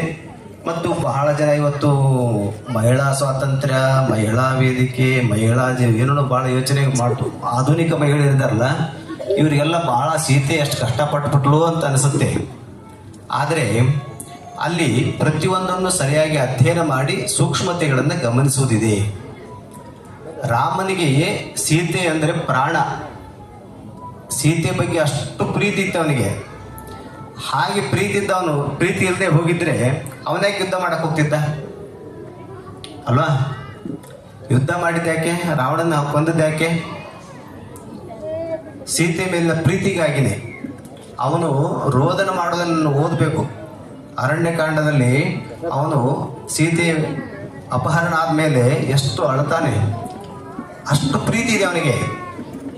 ಆದರೆ ಹೊರಗಡೆಗೆ ಅವನೊಬ್ಬ ರಾಜನಾಗಿ ಆದರ್ಶವನ್ನು ತೋರಿಸ್ಬೇಕಾಗಿದೆ. ಆದರ್ಶ ಸುಮ್ಮನೆ ಬರೋದಿಲ್ಲ, ಅಂದರೆ ನಮ್ಮದ ತ್ಯಾಗ ಅಲ್ಲಿ ಇರಬೇಕಾಗ್ತದೆ. ಸುಮ್ಮನೆ ಆದರ್ಶ ಆಗೋದಿಲ್ಲ. ಅದಕ್ಕೆ ಅವನು ಸೀತೆಗೆ ಹಾಗೆ ಬಂದಾಗ ನೋಡಿ, ಎರಡು ಅಂಶಗಳನ್ನು ವಾಲ್ಮೀಕಿ ರಾಮಾಯಣದಲ್ಲಿ ಹೇಳ್ತಾರೆ. ಬಹಳ ಜನ ಏನಂತ ಹೇಳ್ತಾರೆ, ಯಾರೊಬ್ಬ ಅಗಸ ಹೇಳಿದ, ಅಗಸ ಹಾಗಂದ, ಅದಕ್ಕೋಸ್ಕರ ರಾಮ ಸೀತೆಯನ್ನು ಕಾಡಿಗಟ್ಟಿಬಿಟ್ಟ ಅಂತ. ಹಾಗಲ್ಲ, ಇಡೀ ಅಯೋಧ್ಯೆಯಲ್ಲಿರ್ತಕ್ಕಂಥ ಜನರೇ ಹಾಗೆ ಮಾತನಾಡ್ತಿರ್ತಾರೆ ಅಂತ ಬರುತ್ತೆ ವಾಲ್ಮೀಕಿ ರಾಮಾಯಣದಲ್ಲಿ. ಆದ್ದರಿಂದ ಒಂದು ಪ್ರಜೆಗಳಿಗೆ ತಾನು ಆದರ್ಶ ಇರಬೇಕು ಅಂತಂದರೆ ಅದನ್ನು ಸೀತೆಯನ್ನು ಕಳಿಸ್ಕೊಡ್ಬೇಕಾಗಿದೆ. ಇನ್ನೊಂದು, ಸೀತೆನೇ ಗರ್ಭಿಣಿಯಾಗಿದ್ದಾಗ ಅವಳಿಗೆ ಈ ಗರ್ಭಿಣಿ ಸ್ತ್ರೀಯರಿಗೆ ಬಯಕೆಗಳು ಬರೆದಿರ್ತಾವಲ್ಲ, ಹಾಗೆ ಸೀತೆಗೆ ಬಯಕೆ ಬಂದಿತ್ತಂತ. ಏನಂದರೆ, ನಾನು ಕಾಡಲ್ಲಿರಬೇಕು, ಅಲ್ಲಿ ಎಲ್ಲಾದರೂ ಋಷ್ಯಾಶ್ರಮದಲ್ಲಿ ಇರಬೇಕು, ಪಶು ಪಕ್ಷಿಗಳು ಪ್ರಾಣಿಗಳು ಇದೆಲ್ಲ ನೋಡ್ತಾ ಆನಂದವಾಗಿರಬೇಕು ಅಂತ ಆಕೆಗೆ ಬಯಕೆ ಆಗಿತ್ತಂತೆ. ಇದು ಬಹಳ ಜನರಿಗೆ ಗೊತ್ತಿಲ್ಲ. ಹಾಗಾಗಿದ್ದಕ್ಕೆ ಅವಳು ಸೀತೆಯ ಬಯಕೆನೂ ಈಡೇರಿತು. ಇಲ್ಲಿ ಪ್ರಜೆಗಳಿಗೆ ಒಬ್ಬ ರಾಜನಾಗಿ ತಾನು ಆದರ್ಶವನ್ನು ತೋರಿಸ್ದಂಗಾಯಿತು. ಅದಕ್ಕೋಸ್ಕರ ಅವನು ಕಾಡಿಗಟ್ಟಿದ ಅಂತ, ಕಾಡಿಗೆ ಕಳಿಸಿಕೊಟ್ಟ. ಆದರೆ ಸೀತೆ ಈಗ ಇದೆಲ್ಲ ಯಾರಿಗೆ ಕಷ್ಟ ಅಂತಂದರೆ ಭಾಳ ಜನ ಹೆಣ್ಮಕ್ಳಿಗೆ ಕಷ್ಟ ಒಪ್ಕೊಳ್ಳೋದು. ಆದರೆ ಸೀತೆ ಏನು ಹೇಳ್ತಾಳೆ ಅನ್ನೋದನ್ನು ನಾವು ನೋಡಬೇಕು. ಸೀತೆ ಏನು ಹೇಳ್ತಾಳೆ, ಜನ್ಮ ಜನ್ಮಕ್ಕೂ ನಿಮ್ಮ ಪತಿಯಾಗಿ ನಾ ಬರಬೇಕು ಅಂತ ಪ್ರಾರ್ಥನೆ ಮಾಡ್ಕೊಳ್ತಾಳೆ. ಕೊನೆಗೆ ಸೀತೆಗೆ ಅನಿಸ್ತಾ ಇದೆ ಅದು ಕಷ್ಟ ಅನಿಸ್ತಾ ಇಲ್ಲ, ನಮಗೆಲ್ಲ ಓದೋರಿಗೆ ಅನಿಸ್ತಾ ಇದೆ, ಕೇಳಿದವ್ರಿಗೆ ಏನಿಸ್ತಾ ಇದೆ ಸೀತೆ ಎಷ್ಟು ಕಷ್ಟಪಟ್ಲು ಅಂತ. ಆದರೆ ಸೀತೆ ಬೇರೆಯಲ್ಲ, ರಾಮ ಬೇರೆಯಲ್ಲ, ದೇಹ ಬೇರೆ ಬೇರೆ ಆದರೂ ಕೂಡ ಅವನ ಶಕ್ತಿ ಅವಳಿಲ್ಲದೆ ಅವನೇನು ಕೆಲಸ ಮಾಡೋದಕ್ಕೆ ಸಾಧ್ಯ ಇಲ್ಲ. ಹಾಗೆ ಶಿವ ಮತ್ತು ಶಕ್ತಿ ಹೇಗಿದ್ದಾರೋ ಹಾಗೆ ರಾಮ ಮತ್ತು ಸೀತೆ ಶಿವಶಕ್ತಿ ಆ ರೀತಿ ಇರ್ತಕ್ಕಂಥದ್ದು. ಹಾಗಾಗಿ ಸೀತೆಯನ್ನು ಅಷ್ಟು ಪ್ರೀತಿ ಮಾಡ್ತಾ ಇದ್ದ. ಆದ್ದರಿಂದ ಅವನು ಆದರ್ಶ ಪತಿ, ಆಮೇಲೆ ಆದರ್ಶ ರಾಜ. ನಾವೆಲ್ಲ ಇವತ್ತು ಪ್ರಜಾಪ್ರಭುತ್ವ ವ್ಯವಸ್ಥೆಯಲ್ಲಿದ್ದೇವೆ ಅಂತ ತಿಳ್ಕೊಂಡಿದ್ದೇವೆ. ಆದರೆ ಇಲ್ಲೆಲ್ಲಿ ನಮಗೆ ಯಾರ ಅಭಿಪ್ರಾಯವನ್ನು ಯಾರು ಕೇಳ್ತಾರೆ? ಇಲ್ಲಿ ಎಲೆಕ್ಷನ್ ಅಂತಂದ್ರೆ ಏನು? ಒಂದು ಓಟಿಗೆ ಎಷ್ಟು ಅಂತ, ಓಟಿಗೆ ಎಷ್ಟು ಕೊಡ್ತಾರೆ ಅನ್ನೋದ್ರ ಮೇಲೆ ಪ್ರಜಾಪ್ರಭುತ್ವ. ಇದಕ್ಕೆ ಯಾರು ಪ್ರಜಾಪ್ರಭುತ್ವ ಅಂತಾರ? ನಮಗೆ ಬೇಕಾದ ಸರ್ಕಾರವನ್ನ, ನಮಗೆ ಬೇಕಾದ ಜನಗಳನ್ನ ನಾವು ಆರಿಸ್ತಾ ಇದ್ದೇವಾ? ಯಾರು ದುಡ್ಡು ಕೊಡ್ತಾರೆ ಅವ್ರಿಗೆ ಓಟ್ ಹಾಕ್ತಾ ಇದ್ದೀವಿ. ದುಡ್ಡಿಗೆ ಓಟ್ ಮಾರ್ಕೊಂಡ್ಮೇಲೆ ನಮ್ಮ ಅಭಿಪ್ರಾಯ ಹೇಳೋಕೆ ಸ್ವಾತಂತ್ರ್ಯ ಏನಿರ್ತದೆ? ಅಲ್ಲಿ ಸ್ವಾತಂತ್ರ್ಯದ ಸವಿ ಅನ್ನೋದ್ರ ನಮಗೇನು ಅನುಭವ ಇದೆ. ಆದರೆ ಅಯೋಧ್ಯೆಯಲ್ಲಿ ಅದಿತ್ತು ಅಂತ ವಾಲ್ಮೀಕಿಗಳು ಬರೀತಾರೆ. ಅಲ್ಲಿ ರಾಮ ನಿರಂಕುಶಮತಿ, ನಿರಂಕುಶಾಧಿಕಾರಿ. ಅವನು ಹೇಳಿದ ಅಂತಂದ್ರೆ ಏನು ಯಾರು ಅವನು ಪ್ರಶ್ನೆ ಮಾಡುವಾಗಿಲ್ಲ. ಆದರೂ ಕೂಡ ನೋಡಿ, ಪ್ರಜೆಗಳ ಮಾತಿಗೆ ಅವನು ಮನ್ನಣೆಯನ್ನು ಕೊಡ್ತಾನೆ. ಅದಕ್ಕಿಂತ ಮೊದಲು ದಶರಥನು ಕೂಡ ಹಾಗೆ ಇರ್ತಾನೆ. ಇಡೀ ಅವನು ರಾಜ್ಯದಲ್ಲಿ ಓಡಾಡ್ಕೊಂಬಂದಾಗ ಇಡೀ ರಾಜ್ಯದ ಜನ ಹೇಳ್ತಿರ್ತಾರೆ ರಾಮನನ್ನ ರಾಜನಾಗಿ ಮಾಡಬೇಕು ಅಂತ. ಅದು ಪ್ರಜೆಗಳ ಅಭಿಮತ ಆಗಿರ್ತದೆ. ಹಾಗೆ ಇಡೀ ರಾಮಾಯಣದಲ್ಲಿ ನಾವು ನೋಡ್ತಾ ಬಂದರೆ ಆ ಪ್ರಜೆಗಳ ಮಾತಿಗೆ ಎಷ್ಟು ಬೆಲೆ ಇತ್ತು ಅಂತ. ಇದೆಲ್ಲ ಅದ್ಭುತವಾದಂಥ ರಾಮನ ಗುಣಗಳು. ಆಮೇಲೆ ಅವನು ಪ್ರಥಮ ಭಾಷೆ ಅಂತ ಕರೀತಾರೆ ರಾಮನನ್ನ. ಪ್ರಥಮ ಭಾಷೆ ಅಂತಂದರೆ ಯಾರನ್ನಾದರೂ ತಾನೇ ಹೋಗಿ ಮಾತನಾಡಿಸೋದು. ಭಾಳ ಜನ ನಾವೇನಿದ್ದೀವಿ, ನಾನು ಯಾಕೆ ಮಾತಾಡಿಸ್ಬೇಕು ಅಲ್ವಾ, ಅವ್ರು ಮೊದಲು ಮಾತಾಡಿಸ್ಬೇಕು ಅಂತ. ನಾವು ಯಾರನ್ನಾದರೂ ನಮಗೆ ಪರಿಚಿತರಿದ್ರು ಕೂಡ ಅಪರಿಚಿತರನ್ನೇನು ಮಾತಾಡಿಸ್ಬೇಕಾಗಿಲ್ಲ. ಆದರೆ ಪರಿಚಿತರನ್ನು ಕೂಡ ನಾವು ಮಾತಾಡಿಸ್ಬೇಕಾದ್ರೆ ಮುಖ ಗಂಟಿಕೊಂಡಿರ್ತೇವೆ. ಅವ್ರು ಮಾತಾಡಿಸಿದ್ರೆ ಮಾತಾಡಿಸೋದು, ಇಲ್ಲ ಅಂದರೆ ಇಲ್ಲ ಅಲ್ವಾ. ನಾನು ಯಾಕೆ ಮಾತಾಡಿಸ್ಬೇಕು ಅವ್ರನ್ನ ಅಂತ. ಆದರೆ ರಾಮನ ಆದರ್ಶ ಗುಣಗಳಲ್ಲಿ ಅದು ಬರ್ತದೆ. ಏನಂದರೆ 16 ಗುಣಗಳಲ್ಲಿ ಪ್ರಥಮ ಭಾಷೆ. ಅವನೇ ಹೋಗಿ ಅವ್ರನ್ನ ಮಾತಾಡಿಸ್ತಿದ್ದಂತೆ. ಇಡೀ ಪ್ರಜೆಗಳನ್ನು ಯೋಗಕ್ಷೇಮವನ್ನು ತಾನೇ ಹೋಗಿ ನೋಡ್ಕೊಂಡು ಬರ್ತಿದ್ದ, ಎಲ್ಲರನ್ನೂ ಹೋಗಿ ಮಾತನಾಡಿಸ್ತಿದ್ದ ಅಂತ. ಈ ರೀತಿಯಾದಂಥ ವ್ಯವಸ್ಥೆಯನ್ನು ರಾಮರಾಜ್ಯ ಅಂತ ಕರೀತಾರೆ. ಇವತ್ತು ನಾವು ರಾಮರಾಜ್ಯ ಮಾಡ್ತೀವಿ ಅಂತ ಇದ್ದೇವೆ. ರಾಮರಾಜ್ಯ ಅಂದ್ರೆ ಏನು? ರಾಮರಾಜ ಆಗಿರೋದಲ್ಲ, ಇದೆಲ್ಲ ಸಕಲ ಸದ್ಗುಣಗಳಿಂದ ಕೂಡಿರ್ತಕ್ಕಂಥ ಅಯೋಧ್ಯೆಯಲ್ಲಿ ಅವನೆಲ್ಲ 16 ಗುಣಗಳಲ್ಲಿ ಬರ್ತದೆ. ಸತ್ಯವಾನಾಗಿದ್ದ ಅಂತ. ಬರೀ ರಾಮನಷ್ಟೇ ಗುಣವಂತನಾಗಿರಲಿಲ್ಲ, ಪ್ರಜೆಗಳು ಕೂಡ ಸತ್ಯಸಂಧರಾಗಿದ್ದರು. ಸತ್ಯವಾಕ್ಯವನ್ನು ಪರಿಪಾಲನೆ ಅವರು ಕೂಡ ಮಾಡ್ತಿದ್ರು. ಬರೀ ರಾಮ ಅಷ್ಟೇ ಮಾಡ್ತಿದ್ದ ಅಂತ ನಾವು ತಿಳ್ಕೊಬಾರದು, ಪ್ರಜೆಗಳು ಕೂಡ ಹಾಗೆ ಮಾಡ್ತಾ ಇದ್ರು ಅಂತ. ಆದ್ದರಿಂದ ರಾಮರಾಜ್ಯ ಆಗ್ಬೇಕಂದ್ರೆ ಏನು? ಪ್ರಜೆಗಳು ಮೊದಲು ಸರಿ ಆಗಬೇಕು ಅಂತ. ಇವು ನಾವು ರಾಮರಾಜ್ಯ ಆಗಬೇಕು ಅಂತಂದರೆ ಯಾರೋ ಬಂದು ಹಾಗೆ ರಾಮರಾಜ್ಯ ಅಂತ ಕೂಕೊಂಡ್ರಾಗಲ್ಲ. ಪ್ರತಿಯೊಬ್ಬ ಪ್ರಜೆಯೂ ಕೂಡ ರಾಮನಂತೆ ಸತ್ಯಸಂಧನಾಗಬೇಕು, ಪ್ರಾಮಾಣಿಕನಾಗಬೇಕು, ಗುಣಶೀಲನಾಗಬೇಕು. ರಾಮನಲ್ಲಿರ್ತಕ್ಕಂಥ ಪರಾಕ್ರಮ ಇವತ್ತೆಲ್ಲಿದೆ? ಪರಾಕ್ರಮ ನಮ್ಮಲ್ಲಿ ಎಲ್ಲಿದೆ? ಯಾರ ಹತ್ತಿರ ಏನು ಪರಾಕ್ರಮವಿಲ್ಲ. ಇಲ್ಲಾಂದ್ರೆ ಪರಾಕ್ರಮ ಇದ್ದಿದ್ರೆ ಯಾರಾದ್ರೂ ನಮ್ಮನ್ನ 1000 ವರ್ಷ ಆಳ್ತಿದ್ರ? ಈ ದೇಶವನ್ನು 1000 ವರ್ಷ ಆಳಿದ್ರಲ್ಲ, 1000 ವರ್ಷ ಆಳೋದಕ್ಕೆ ಸಾಧ್ಯ ಇತ್ತ? ರಾಮನಿರ್ತಕ್ಕ ಹಾಗೆ ಓದ್ತಾ ಇದ್ದೇವೆ, ಆದರೆ ಆ ಗುಣಗಳನ್ನು ನಮ್ಮದಾಗಿ ಮಾಡ್ಕೋಬೇಕು. ಇದು ರಾಮನವಮಿ ದಿನ ನಾವೆಲ್ಲ ತಿಳ್ಕೋಬೇಕಾದಂಥ ವಿಚಾರ. ಆದರ್ಶ ರಾಜ, ಆದರ್ಶ ಪತಿ, ಆದರ್ಶ ಪುತ್ರ, ಆದರ್ಶ ಭ್ರಾತೃ. ನೋಡಿ, ಆದರ್ಶ ಭ್ರಾತೃ 4 ಜನ ಅಣ್ಣ ತಮ್ಮಂದಿರನ್ನ ಎಷ್ಟು ಪರಮ ಪ್ರೀತಿಯಿಂದ ಇದ್ರು ಅಂತಂದು. ಒಬ್ಬರಿಗಿಂತ ಒಬ್ಬರು ರಾಮ ಹೇಳ್ತಾನೆ, ಭರತ ಇದಲ್ಲ ಅವ್ನು ನನ್ನ ಪ್ರಾಣ ಅಂತ ಹೇಳ್ತಾನೆ. ಲಕ್ಷ್ಮಣ ಇದ್ದಾನಲ್ಲ, ಎಷ್ಟು 14 ವರ್ಷ ಇದ್ರೂ ಕೂಡ ರಾಮಾಯಣದಲ್ಲಿ ಬರ್ತಕ್ಕಂಥ ರೋಚಕ ಘಟನೆಗಳಲ್ಲಿ ಅದು ಒಂದು ನೋಡಿ. ಅಲ್ಲಿ ಇಂದ್ರಜಿತ ಬರ್ತಾನೆ, ರಾವಣನ ತಮ್ಮ. ಇಂದ್ರಜಿತನ ಕೊಲ್ಲಬೇಕು ಅಂತಿದ್ದಾಗ ಅವನೊಂದು ವರ ಪಡ್ಕೊಂಡಿರ್ತಾನೆ. ಯಾರು 12 ವರ್ಷ ನಿದ್ದೆ ಮಾಡಿರೋದಲ್ಲೋ ಅವನಿಂದ ಮಾತ್ರ ಅವನಿಗೆ ಮರಣ ಅಂತ. ಆದರೆ 12 ವರ್ಷ ನಿದ್ದೆ ಯಾರು ಮಾಡಿಲ್ಲ ಅಂತ ಯಾರನ್ನ ಕೇಳೋಕ್ಕಾಗತ್ತೆ? ಈಗ ಅವನಿಗೆ ಕೊಲ್ಲಬೇಕು ಅಂತಂದರೆ. ಆದರೆ ರಾಮ ಹುಡುಕ್ತಾನೆ ಯಾರಲ್ಲಿ ಎಲ್ಲಿದ್ದಾರೆ ಅಂತ. ಆದರೆ ಸಿಗುವುದು ಯಾರಂತಂದರೆ ಲಕ್ಷ್ಮಣ. ನಾನು ಇದ್ದೇನೆ ಅಂತ ಹೇಳ್ತಾನೆ. ಹೇಗೆ ನೀನು ನಿದ್ದೆ ಮಾಡಿಲ್ವಾ ಅಂತ ಕೇಳಿದ್ರೆ, ಹೌದು, ರಾಮನನ್ನ ಮತ್ತು ಸೀತೆಯನ್ನು ಕಾಯುವುದಕ್ಕಾಗಿ ಅವನು ಕಾಡಲ್ಲಿದ್ದಾಗ 14 ವರ್ಷಗಳಲ್ಲಿ 12 ವರ್ಷ ಅವನು ನಿದ್ದೆ ಮಾಡಿರಲಿಲ್ಲ ಅಂತ. ಅಂದರೆ ರಾಮ ಭಕ್ತಿ ಅವನಿಗೆ ಯಾವ ಪರಿಯಾಗಿತ್ತು? ಭರತನ ಭಕ್ತಿ ಅಂತೂ ಅದ್ಭುತವಂತದ್ದು. ಅವನು ತನ್ನ ರಾಮ ಬರುವವರೆಗೆ ರಾಮನ ಪಾದಕೆಗಳನ್ನೇ ಇಟ್ಕೊಂಡು ರಾಜ್ಯ ಭಾರ ಮಾಡಿದ ಅಂತ. ಇದರಿಂದ ನಾವು ಕತ್ಕೋಬೇಕು, ಭರತನ ಹಾಗೆ ನಾವು ಇರಬೇಕು ಅಂತ. DVG ಅವರು ಹೇಳ್ತಾರೆ, ನಾವು ಸಂಸಾರವನ್ನು ಹೇಗೆ ನಡೆಸಬೇಕು ಅಂತಂದರೆ, ಈ ಸಂಸಾರ ನಮ್ದಲ್ಲ, ಇದು ಭಗವಂತಂದು, ರಾಮನ ಸಂಸಾರ. ರಾಮ ಇದಕ್ಕೆ ಒಡೆಯ. ಆದ್ದರಿಂದ ನಾವು ಅವನ ಹೆಸರಿನಲ್ಲಿ ನಾವು ನಡೆಸಬೇಕು ಅಂತ. ಈ ಭಾವನೆಯಿಂದ ಸಂಸಾರವನ್ನಾಗಲಿ ಅಧಿಕಾರವನ್ನಾಗಲಿ ನಮ್ಮ ವ್ಯವಸ್ಥೆಯನ್ನಾಗಲಿ ನಾವು ಮಾಡಿಕೊಂಡಾಗ ಎಂಥ ಒಂದು ಪರಮ ಸುಂದರವಾದಂಥ ಸುಖಕರವಾದಂಥ ಒಂದು ವಾತಾವರಣ ನಮ್ಮಲ್ಲಿ ಮೂಡೋದಕ್ಕೆ ಸಾಧ್ಯ ಇದೆ. ಹಾಗೆ ಕೊನೆಗೆ ರಾಮ ಆದರ್ಶ ಶತ್ರು ಕೂಡ. ಆದರ್ಶ ಶತ್ರು ಅಂದರೆ ಹೇಗೆ? ಯಾರಾದರೂ ಈ ಶಬ್ದ ಕೇಳಿದ್ರೆ ಆದರ್ಶ ಶತ್ರು ಅಂತ ಯಾರು ಹೇಳ್ತಾರ?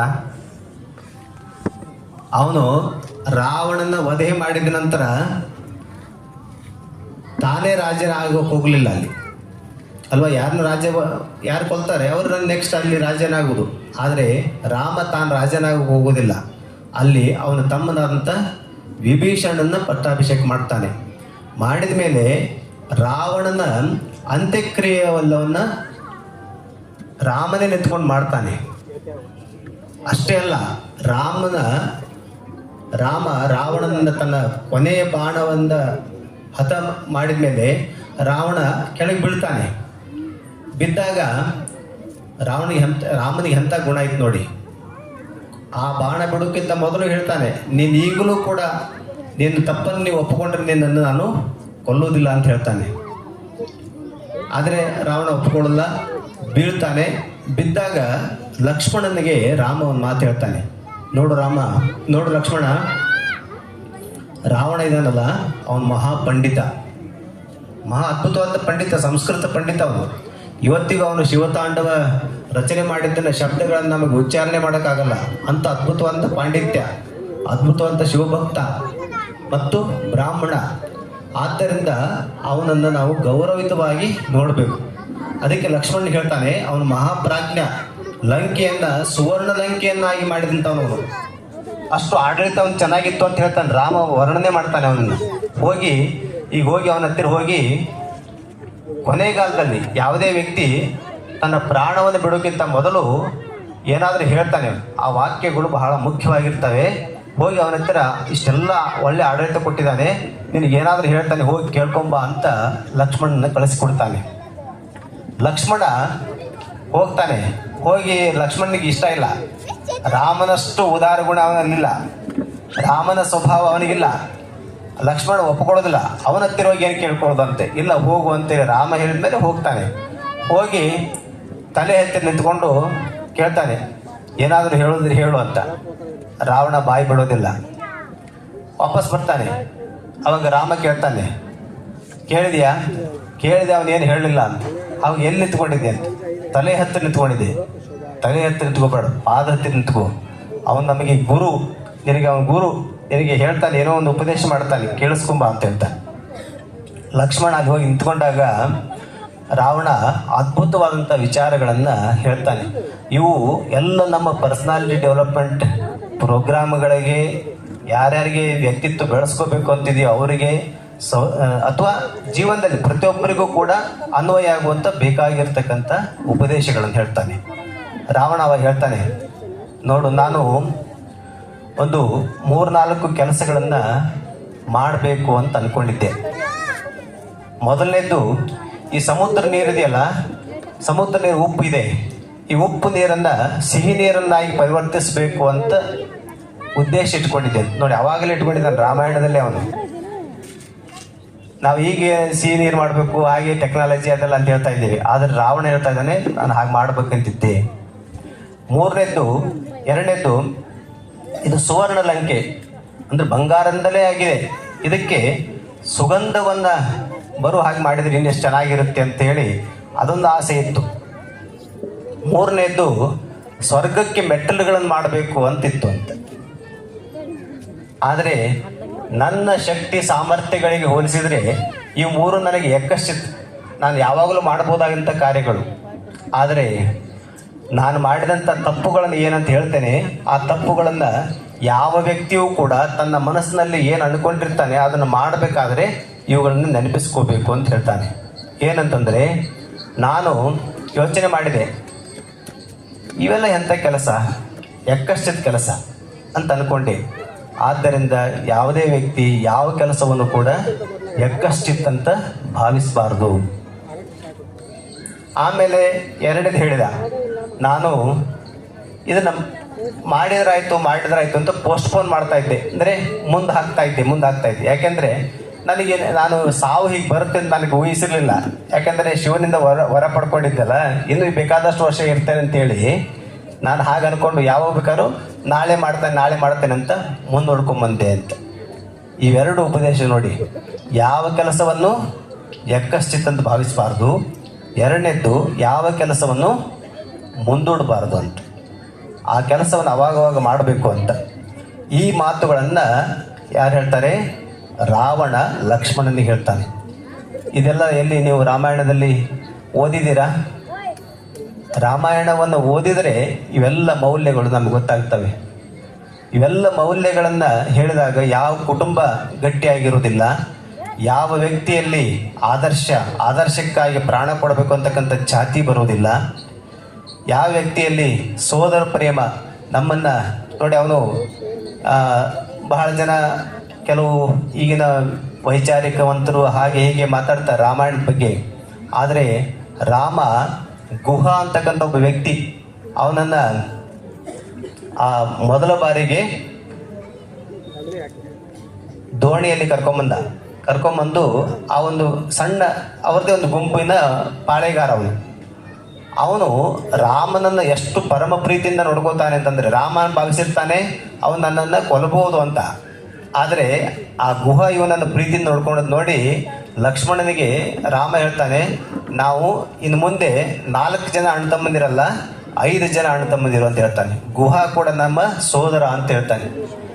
ಗುಹ ಹುಟ್ಟಿನಿಂದ ಅವನು ಕೆಳಜಾತಿಯವನು, ಆದರೆ ರಾಮ ಹೇಳ್ತಾ ಇದ್ದಾನೆ ಅವನು ನಮ್ಮ ಸಹೋದರ ಅಂತ. ಅಂದರೆ ಇಲ್ಲಿ ರಾಮ ಯಾವುದೇ ಜಾತಿಗಳನ್ನು ನೋಡೋಕೆ ಹೋಗಲಿಲ್ಲ, ಅವನ ಗುಣವನ್ನು ಗ್ರಹಿಸಿದ. ಆದರೆ ಇವತ್ತಿನ ಕೆಲವು ವಿಚಾರವಂತರು ಅವರೆಲ್ಲ ಏನು ಮಾಡ್ತಾರೆ, ಈ ರಾಮಾಯಣವನ್ನು ವಿಮರ್ಶೆ ಮಾಡೋಕೆ ಹೋಗಿ ಏನೇನೋ ಹೇಳ್ತಾರೆ. ರಾಮ ಹಾಗೆ ಮಾಡಿದ, ಹೀಗೆ ಮಾಡಿದ, ಇದೆಲ್ಲ ಕೆಲವು ತಪ್ಪು ಕಲ್ಪನೆಗಳನ್ನು ತಾಳಿದ್ದಾರೆ. ಆದರೆ ರಾಮ ಎಂದೂ ಕೂಡ ಗುಣಗ್ರಾಹಿಯಾಗಿದ್ದೇ ಹೊರತು ಬೇರೆ ಇನ್ನೇನೋ ಅವನು ನೋಡೋದಕ್ಕೆ ಹೋಗ್ತಿರಲಿಲ್ಲ. ಯಾಕಂದರೆ ಶತ್ರುನ್ನೇ ಹಾಗೆ ನೋಡಿದಂಥವನು ಇನ್ನು ಸಾಮಾನ್ಯ ಜನರಲ್ಲಿ ಎಂಥ ಗುಣವನ್ನು ಅವನು ಗ್ರಹಿಸ್ತಿರ್ತಾನೆ. ಆದ್ದರಿಂದ ರಾಮಾಯಣ ನಮಗೆ ಅತ್ಯಂತ ನಾವೆಲ್ಲರೂ ಅಧ್ಯಯನ ಮಾಡಬೇಕಾದಂಥದ್ದು, ತಿಳ್ಕೋಬೇಕಾದಂಥದ್ದು, ಮುಂದಿನ ಪೀಳಿಗೆಗೆ ಹೇಳಬೇಕಾದಂಥದ್ದು. ಹೇಳಿದರೆ ಆವಾಗ ಸ್ವಲ್ಪ ಏನೋ ನಾವು ಭರವಸೆ ಇಟ್ಕೋಬಹುದು, ಏನಂತಂದರೆ ರಾಮರಾಜ್ಯ ಆಗ್ಬೋದು ಅಂತ. ಇಲ್ಲ ಅಂತಂದರೆ ನಾವು ಇವತ್ತಿನ ವ್ಯವಸ್ಥೆಯಲ್ಲಿ ಇದನ್ನೆಲ್ಲ ಹೇಗೆ ಮಾಡೋಕ್ಕೆ ಸಾಧ್ಯ ಆಗುತ್ತೆ ಸ್ವಾಮೀಜಿ, ನೀವೇನೋ ಹೇಳ್ತೀರಿ, ಪ್ರವಚನ ಹೇಳೋದು ಸುಲಭ, ಮಾಡೋದಕ್ಕೆ ಕಷ್ಟ ಅಂತ ಭಾಳ ಜನ ಒಂದೇ ಮಾತಿನಲ್ಲಿ ತಳ್ಳಿ ಹಾಕಿಬಿಡ್ತಾರೆ. ಯಾವಾಗಲೂ ಕೂಡ ಅಷ್ಟೇ, ಆದರ್ಶ ಅಂತಕ್ಕಂಥದ್ದು ಸುಲಭವಾದ ಹಾದಿ ಅಲ್ಲ, ಅದು ಹೂವಿನ ಹಾಸಿಗೆ ಅಲ್ಲ, ಅದು ಖಡ್ಗದ ಮೇಲೆ ನಡೆದಂಥದ್ದು ಅಂತ. ಹಸಿಧಾರಾವೃತ ಅಂತ ಕರಿತಾರೆ ಅದನ್ನು. ಓಪನ್ ಮಾಡಿರ್ತಕ್ಕಂಥ ಖಡ್ಗದ ಮೇಲೆ ನಡೆದ ಹಾಗೆ ಅಂತ ಆದರ್ಶ ಜೀವನ ಅಂತಂದರೆ. ಅದಕ್ಕೆ ರಾಮ ಒಬ್ಬನೇ. ಯಾಕೆ? ಅಷ್ಟೆಲ್ಲ ಕಷ್ಟಗಳನ್ನ ಸಹಿಸಿಕೊಂಡು ತನ್ನ ಆದರ್ಶವನ್ನ ಮೆರೆದ. ಮತ್ತು ಇದೆಲ್ಲದರ ಹಿನ್ನೆಲೆಯಲ್ಲಿ ರಾಮನ ಅವತಾರಕ್ಕೆ ಮೂಲ ಕಾರಣ ಅವನು ರಾವಣನ ವಧೆ ಮಾಡುವುದು ಲೀಲಾ ನಾಟಕದ ಒಂದು ಭಾಗ ಅಷ್ಟೇ. ಆದರೆ ಅವನು ಮೂಲತಃ ಬಂದದ್ದೇ ಹನುಮಂತನ ಸಲುವಾಗಿ. ರಾಮನ ಅವತಾರ ಆಗಿದ್ದು ಹನುಮಂತನಂಥ ಭಕ್ತನ ಸಲುವಾಗಿ ಹೊರತು ಬೇರೆ ಇನ್ಯಾವುದಕ್ಕೂ ಅಲ್ಲ. ಈಗ ಹನುಮಂತನ ಸಂಧಿಸ್ಬೇಕಂದ್ರೆ ಹೇಗೆ ಮಾಡಬೇಕು? ಅವನು ರಾಮ ಇರೋದು ಅಯೋಧ್ಯೆಯಲ್ಲಿ, ಹನುಮಂತ ಎಲ್ಲಿ? ಅವನು ಕಿಷ್ಕಿಂದೆ ಎಲ್ಲಿದೆ? ನಮ್ಮ ಕರ್ನಾಟಕದಲ್ಲಿ. ಹನುಮಂತ ನಮ್ಮವನು, ಕರ್ನಾಟಕದವನು ಅಲ್ವಾ? ಅಲ್ಲಿಂದ ಇವನು ಇದು ಸಂಪರ್ಕ ಮಾಡಬೇಕು ಅಂತಂದರೆ ಇದೆಲ್ಲ ಲೀಲೆ ನಡಿಬೇಕು. ಮತ್ತು ಕಾಡಿನಲ್ಲಿ ಅದ್ಭುತವಾದಂಥ ಋಷಿಗಳಿದ್ದರು, ಗೌತಮಾದಿ ಋಷಿಗಳು. ಅವರೆಲ್ಲ ಋಷಿಗಳಿಗೆ ಜ್ಞಾನದ ಒಂದು ಸಾಧನೆಯನ್ನು ಮಾಡ್ತಾ ಸ್ವಲ್ಪ ಡ್ರೈ ಆಗಿರ್ತಾರೆ. ರಸ ಬರಬೇಕು ಅಂದರೆ ಭಕ್ತಿ ಬರಬೇಕು ಅಂದರೆ ಸಾಕ್ಷಾತ್ ಭಗವಂತ ಬರಬೇಕು. ಆ ಭಗವಂತನ ಜೊತೆಗೆ ಅವರು ಲೀಲೆ ಆಡಿದಾಗ, ಅವನ ಜೊತೆಗೆ ವರ್ತಿಸಿದಾಗ, ಅವನ ಸಂಘ ಮಾಡಿದಾಗ ಅವರಿಗೆ ಆ ಆನಂದ ಸಿಗುತ್ತೆ ಅಂತ. ಅದಕ್ಕೆ ಅಷ್ಟು ಜನ ಋಷಿಗಳಿಗೆ ಉದ್ಧಾರಕ್ಕಾಗಿ ಅವನು ವನವಾಸಕ್ಕೆ ಬರಬೇಕಾಯ್ತು ಹೊರತು ಇದು ಇಲ್ಲಿ ಕೈಕೇಯಿ ಅನ್ನುವಂಥವಳು ನಿಮಿತ್ತ, ಮಂಥರನ ನಿಮಿತ್ತ, ದಶರಥನ ನಿಮಿತ್ತ. ಆದರೆ ಆಗಬೇಕಾಗಿದ್ದೇನು, ಅಷ್ಟು ಜನ ಋಷಿಗಳಿಗೆ ಅವನ ಆನಂದವನ್ನು ಕೊಡಬೇಕಾಗಿದೆ. ಯಾಕಂದರೆ ಅವ್ರು ರಾಮ ಅಂತಂದರೆ ಪದಾರ್ಥವೇ ಆನಂದವನ್ನು ಕೊಡುವಂಥದ್ದು, ಎಲ್ರಿಗೂ ಆನಂದವನ್ನು ಕೊಡುವಂಥವನು. ಅವನು ಎಲ್ಲಿ ಹೋಗ್ತಾನೆ ಅಲ್ಲೆಲ್ಲ ಆನಂದವೇ. ಆದರೆ ಅವನ ಶ್ರೀಮದ್ ಗಾಂಭೀರ್ಯ ಅವೆಲ್ಲ ಆ ರಾಮನ ವ್ಯಕ್ತಿತ್ವ ನೋಡ್ತಾ ಇದ್ರೇ ಆನಂದ ಆಗಬೇಕು ಅಂತ ಆ ಋಷಿಗಳಿಗೆ ಆನಂದ ಕೊಟ್ಟ ಶಬರಿ ನೋಡಿ. ಶಬರಿ ಅಂತ ಸಾಮಾನ್ಯ ಮಹಿಳೆಗೆ ತನ್ನ ದರ್ಶನವನ್ನು ಕೊಡೋದ್ರ ಮೂಲಕ, ಆಮೇಲೆ ಅಹಲ್ಯೆ, ಕಲ್ಲಾಗಿ ಬಿದ್ದಿರ್ತಕ್ಕಂಥ ಅಹಲ್ಯೆಯನ್ನು ತನ್ನ ಪಾದದ ಸ್ಪರ್ಶದಿಂದ ಅವಳನ್ನು ಮತ್ತೆ ಪುನರುಜ್ಜೀವನ ಮಾಡಬೇಕಾದಂಥ ಕಾರ್ಯ ಇದೆ. ಇದೆಲ್ಲ ಕಾರ್ಯಕ್ಕಾಗಿ ಇದೆಲ್ಲ ಜೋಡಿಸಲ್ಪಟ್ಟದ್ದು. ಆದ್ದರಿಂದ ರಾಮನ ಲೀಲೆ ಅಂತ ನಾವು ಅದನ್ನೆಲ್ಲ ತಿಳ್ಕೊಳ್ತಾ ರಾಮನ ಪ್ರಾರಂಭದಿಂದ ಕೊನೆಯವರೆಗಿರ್ತಕ್ಕಂಥ ಅವನ ಜೀವನವನ್ನು ನಾವು ಓದಿದಾಗ ಇಡೀ ರಾಮಾಯಣದಲ್ಲಿ ಕಥೆಗಳು ಬರ್ತಾವೆ, ಉಪಕಥೆಗಳು ಬರ್ತಾವೆ. ಅದೆಲ್ಲವನ್ನು ಅಧ್ಯಯನ ಮಾಡಿದಾಗ ನಮಗೆ ಒಂದಷ್ಟು ಮೌಲ್ಯಗಳ ಪರಿಚಯ ಆಗ್ತದೆ. ಆ ಮೌಲ್ಯಗಳಿಂದ ಮಕ್ಕಳು ಬೆಳೀತಾರೆ. ಮಕ್ಕಳಿಗೆ ನೋಡಿ, ರಾಮಾಯಣದ ಕಥೆಗಳನ್ನು ಹೇಳ್ತಾ ಇದ್ರೆ ಕಥೆಗಳು ಯಾರಿಗೆ ಇಷ್ಟ ಆಗಲ್ಲ. ಆದರೆ ಮಕ್ಕಳಿಗೆ ಆ ಕಥೆಗಳು ಹೇಳಿದ್ಬಿಟ್ಟು ನಾವು ಈಗ ಏನೇನೋ ಬೇರೆ ಬೇರೆ ಕಥೆಗಳನ್ನ ಹೇಳ್ತಾ ಇದ್ದೇವೆ. ಆದ್ದರಿಂದ ಅವ್ರದ್ದು ವ್ಯಥೆ, ನಮಗೂ ವ್ಯಥೆ. ಕಥೆ ಹೋಗಿ ಇವತ್ತು ವ್ಯಥೆ ಅಷ್ಟೇ ಉಳ್ಕೊಳ್ತದೆ. ಅಂಥ ಕಥೆಗಳನ್ನ ಹೇಳೋದಕ್ಕಿಂತ ರಾಮಾಯಣವನ್ನು ಟೆಕ್ಸ್ಟ್ ಬುಕ್ಗಳಲ್ಲಿ ಸೇರಿಸುವುದರಿಂದ ಆವ ಮಾತ್ರ ಒಂದಷ್ಟು ದೇಶಕ್ಕಾಗಿ ಪ್ರಾಣ ಕೊಡ್ಬೇಕಂತ, ರಾಮ ಕಾರ್ಯಕ್ಕೆ ಪ್ರಾಣ ಕೊಡುವಂಥ ಪರಾಕ್ರಮಶಾಲಿಗಳಾದಂಥ ಆಂಜನೇಯರು ಹುಟ್ಕೋತಾರೆ, ರಾಮನ ಭಕ್ತರು ಹುಟ್ಕೋತಾರೆ. ಆವಾಗ ಸಮಾಜದಲ್ಲಿ ರಾಮರಾಜ್ಯ ಆಗೋದನ್ನು ನಿರೀಕ್ಷೆ ಮಾಡಬಹುದು. ಅಲ್ಲಿವರೆಗೂ ರಾಮಾಯಣವನ್ನು ನಾವು ಪಕ್ಕಕ್ಕಿಟ್ಟು ಕೇವಲ ನಾವು ಬೇರೆ ಸೆಕ್ಯುಲರ್ ಎಜುಕೇಷನ್ ಹೆಸರಿನಲ್ಲಿ ಏನೇನು ಮಾಡ್ಕೊಂಡು ಹೋಗ್ತೀವಿ ಅಂತಂದರೆ ನಮ್ಮ ಸಮಾಜ ಸರಿ ಆಗೋದಕ್ಕೆ ಸಾಧ್ಯ ಇಲ್ಲ. ಆದ್ದರಿಂದ ಸರ್ಕಾರ ಮಾಡಲಿ ಬಿಡಲಿ, ಆದರೆ ರಾಮನವಮಿ ದಿನ ನೀವೆಲ್ಲ ಒಂದು ಪ್ರತಿಜ್ಞೆಯನ್ನು ಮಾಡಬೇಕು. ನಿಮ್ಮ ಮನೆಗಳಲ್ಲಿ ರಾಮಾಯಣವನ್ನು ಓದಿ ನಿಮ್ಮ ಮಕ್ಕಳಿಗೆ ಆ ಕಥೆಗಳನ್ನು ಹೇಳಿ, ಹೇಗಾದರೂ ಮಾಡಿ ಹೇಳಿ. ಅವರಿಗೆ ನೀವು ಏನು ಆಸೆ ತೋರಿಸಿ ಹೇಳ್ತಿರೋ, ಮಕ್ಕಳಿಗೆ ಏನು ಇಷ್ಟವಾದದೆಲ್ಲ ಮಾಡಿ ಅವರಿಗೆ ಸ್ವಲ್ಪ, ಯಾಕೆಂದರೆ ಮಕ್ಕಳು ಒಂದೇ ಸಾರಿ ಮಾತನ್ನು ಕೇಳಲ್ಲ. ಅವರಿಗೆ ಏನಾದರೂ ಪ್ರೋತ್ಸಾಹ ಕೊಡುವಂಥದ್ದು ಏನಾದರೂ ಮಾಡಿ ಒಟ್ಟಿನಲ್ಲಿ ರಾಮಾಯಣದ ಕಥೆಗಳನ್ನು ಅವ್ರಿಗೆ ಹೇಳಿದರೆ ಮುಂದೆ ನಿಮ್ಮನ್ನೆಲ್ಲ ಅವ್ರು ಚೆನ್ನಾಗಿ ನೋಡ್ಕೋತಾರೆ. ಆವಾಗ ನೋಡಿ, ಯಾರೂ ಕೂಡ ವ್ಯಥೆ ಪಡುವಂಥ, ನಿಮ್ಮ ವೃದ್ಧಾಪ್ಯದಲ್ಲಿ ವ್ಯಥೆ ಪಡುವಂಥ ಅವಶ್ಯಕತೆ ಇಲ್ಲ. ಯಾಕೆಂದರೆ ರಾಮಾಯಣವನ್ನು ಹೇಳಿರ್ತೀರಿ, ರಾಮಾಯಣವನ್ನು ಕೇಳಿರ್ತಾರೆ. ಮಕ್ಕಳು ನಿಮ್ಮ ಬಗ್ಗೆ ತನ್ನಿಂತಾನೇ ಭಕ್ತಿ ಭಾವಗಳನ್ನು ಬೆಳೆಸ್ಕೋತಾರೆ, ನಿಮ್ಮನ್ನು ಚೆನ್ನಾಗಿ ನೋಡ್ಕೋತಾರೆ. ವೃದ್ಧಾಶ್ರಮಗಳ ಸಂಖ್ಯೆ ಕಡಿಮೆ ಆಗಬೇಕು ಅಂದರೆ ಮನೆಯಲ್ಲಿ ರಾಮಾಯಣ ಹೇಳಬೇಕು. ವೃದ್ಧರನ್ನ ಇವತ್ತು ಎಷ್ಟು ಅಗೌರವವಾಗಿ ನಡ್ಕೋತಾ ಇದ್ದಾರೆ, ವೃದ್ಧರ ಬಗ್ಗೆ ಎಷ್ಟು ಕೇರ್ಲೆಸ್ ಮಾಡ್ತಾ ಇದ್ದಾರೆ. ಅದೆಲ್ಲ ಹೋಗಬೇಕು ಅಂತಂದರೆ ರಾಮಾಯಣದನ್ನು ಬೋಧನೆ ಮಾಡಬೇಕು. ಆ ರಾಮಾಯಣ ಅವನ ಮಹಾ ಮೌಲ್ಯಗಳನ್ನು ಕೊಡಿರ್ತಕ್ಕಂಥ ಒಂದು ಗ್ರಂಥವೇ ಹೊರತು ಏನೋ ಕಾಟಾಚಾರಕ್ಕೆ ನಡೆದಂಥ ಕಥೆಯಲ್ಲ. ಮತ್ತು ಅದನ್ನು ನಾವು ನೆನಪಲ್ಲಿ ಇಟ್ಕೋಬೇಕು. ರಾಮಾಯಣ ಮಹಾಭಾರತಗಳು ಕಥೆಗಳಲ್ಲ, ಅವು ಇತಿಹಾಸ. ಇಡೀ ನಮ್ಮ ಪರಂಪರೆಯಲ್ಲಿ ಎರಡು ಇತಿಹಾಸ ಇದೆ ಅಂತ ಹೇಳ್ತಾರೆ. ಎರಡು ಇತಿಹಾಸ ಅಂದ್ರೆ ರಾಮಾಯಣ ಮತ್ತು ಮಹಾಭಾರತ. ಯಾರೋ ಕೆಲವರು ಕಾದಂಬರಿಗಳು ಬರೆದಾಗಿ, ಈಗ ನಿಮ್ಗೆ ಫಿಲ್ಮ್ಗಳೆಲ್ಲ ಹೇಗೆ ಚಿತ್ರಕಥೆಗಳು ಬರೀತಾರಲ್ಲ, ಹಾಗೆ ಚಿತ್ರಕಥೆಗಳನ್ನ ಕಾದಂಬರಿಗಳನ್ನ ಬರೆದದ್ದು ಅಂತ ಬಹಳ ಜನ ಹಾಗೆ ಹರಡ್ತಾ ಇದ್ದಾರೆ ಆ ಒಂದು ವಿಷಯವನ್ನ. ಆದರೆ ರಾಮಾಯಣ ಮಹಾಭಾರತ ಕಥೆಗಳಲ್ಲ, ಕಾದಂಬರಿಗಳಲ್ಲ, ಯಾರೋ ಕೂತು ಬರೆದದ್ದಲ್ಲ. ಈ ನಾಡಿನ ಮಣ್ಣಿನ ಜೊತೆಗೆ, ನಾಡಿನ ಸ್ಥಳಗಳ ಜೊತೆಗೆ ಬೆರೆತುಕೊಂಡಿರ್ತಕ್ಕಂಥ ಒಂದು ಅಸ್ಮಿತೆ, ಅಂತ ಅದ್ಭುತವಾದ ಕೃತಿಗಳು. ಅವುಗಳನ್ನ ನಮ್ಮ ಮಕ್ಕಳು ಅಧ್ಯಯನ ಮಾಡುವಂತಾಗಲಿ. ಅದೇ ನಾವು ರಾಮನವಮಿ ದಿನ ಮಾಡಬೇಕಾದಂಥದ್ದು. ಇದೆಲ್ಲ ಕೇಳಿದ ಮೇಲೆ ನೀವು ಕೋಸಂಬರಿ ಪಾನಕ ತಿನ್ಬೋದು. ಎಲ್ರಿಗೂ ಒಳ್ಳೇದಾಗಲಿ, ರಾಮನ ಆಶೀರ್ವಾದ ಎಲ್ರಿಗೂ ಇಲ್ಲ ಅಂತ ಹೇಳಿ ನನ್ನ ಮಾತನ್ನು ಮುಕ್ತಾಯಗೊಳಿಸ್ತೇನೆ. ಜೈ ರಾಮಕೃಷ್ಣ. ರಾಮಾಯಣ